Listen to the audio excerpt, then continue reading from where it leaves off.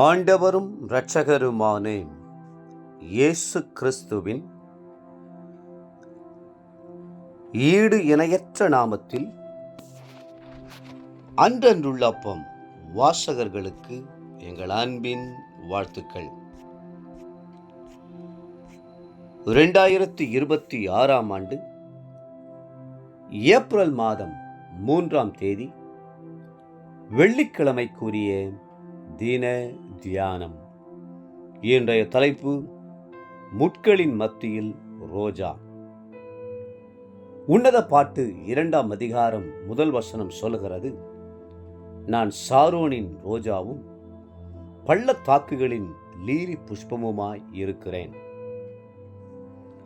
ரோஜா மலரானது எப்பொழுதும் முட்களின் நடுவே காணப்படுகிறது.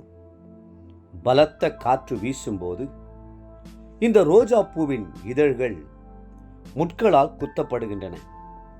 அதற்கு நன்றி சொல்லும் அடையாளமாக ரோஜா சுகந்த வாசனையை வீசுகிறது. அதுபோலவே சாரோனின் ரோஜாவாகிய இயேசு கிறிஸ்து பரிசேயர், சதுசேயர், வேத பாரகர் என்னும் முட்களின் நடுவே வாசம் செய்தார். அவர்கள் அவரை குறை கூறி குற்றம் கண்டுபிடித்து ஆக்கினைக்குள்ளாக தீர்க்க வழி தேடிக்கொண்டே இருந்தார்கள். ஆனாலும் அவர்கள் மத்தியிலே அவர் குற்றமற்றவராகவும் வாசனை பரிமளிக்கிறவராகவும் விளங்கினார்.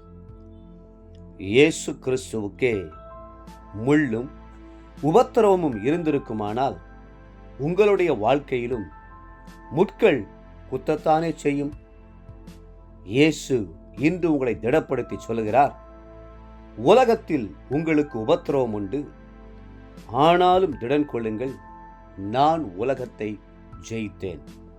யோவான் 16:33. முட்களிலும் கூட காணக்கூடிய முட்கள் மற்றும் காண முடியாத முட்கள் என இருவகை உண்டு. காணக்கூடிய முட்கள் எவை? தலையிலே கொடூரமான முள்முடி, கையிலே பயங்கரமான ஆணி, கால்களிலே துளையிட்ட ஆணி, விலாவிலே ஈட்டி குத்து, சரீரமெல்லாம் சவுக்கடி ஆகியவையே. காண முடியாத முட்கள் எவை?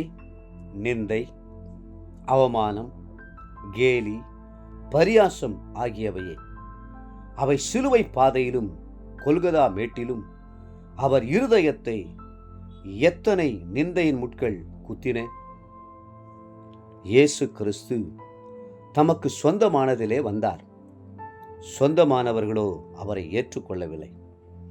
ஒரு சீஷன் மறுதலித்தான், அடுத்தவன் காட்டிக் கொடுத்தான். மற்ற சீஷர்களோ அவரை கைவிட்டுவிட்டு சிதறுண்டு ஓடிவிட்டார்கள்.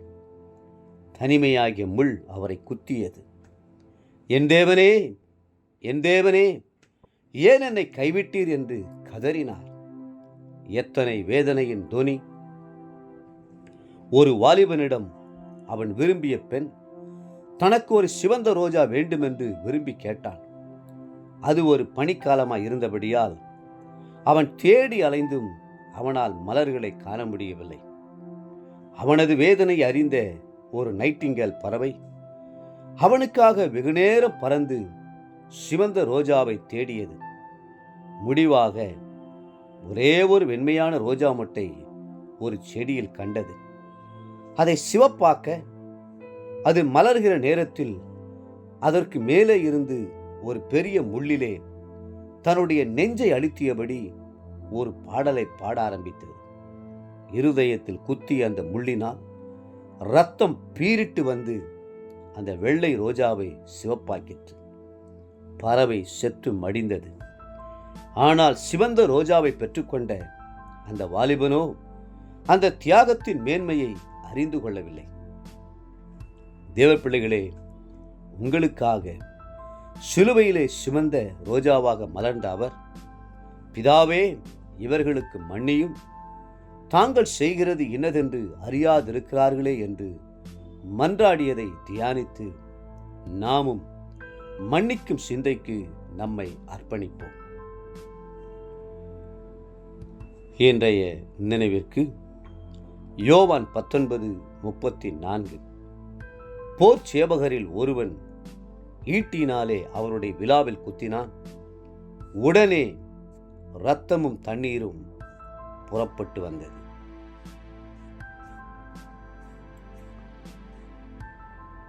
இன்றைய தியானத்திற்கு காலை நியாயாதிபதிகள் 19, 20 மற்றும் 21 அதிகாரங்கள்.